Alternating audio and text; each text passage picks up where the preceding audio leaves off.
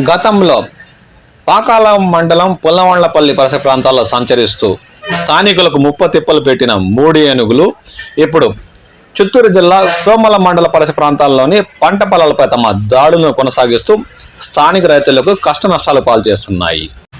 సోమల మండలం ఆవులపల్లి పంచాయతీలోని వంగసానివారిపల్లి, రాంపల్లి బీట్, ఇళ్లపల్లి పరిసర ప్రాంతాల్లో ఉన్న పంట పొలాలపై గత 3 రోజులుగా 3 ఏనుగులు సంచరిస్తూ పంట పొలాలపై దాడులు చేస్తున్నాయని స్థానిక రైతులు వాపోతున్నారు. మామిడి, టమాటా తోటలను నాశనం చేస్తూ తొక్కి తిని ధ్వంసం చేస్తున్నాయని వారు ఆవేదన వ్యక్తం చేస్తున్నారు.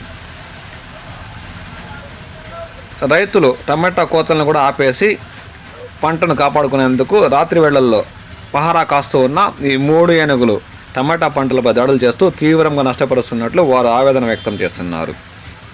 వరి పంటను తొక్కి కోతలకు చేసేందుకు వీలు లేకుండా నష్టపరిచాయని, మామిడి తోటల్లో అయితే సంచరించిన ఏనుగులు నిల్వ చేసిన ధాన్యాన్ని తొక్కివేసి తినేశాయని, అలాగే అరటి తోటల్లో బీభత్సం సృష్టించి డ్రిప్ పైపులను తొక్కి విరిచేశాయని బాధిత రైతులు ఆవేదన వ్యక్తం చేస్తున్నారు.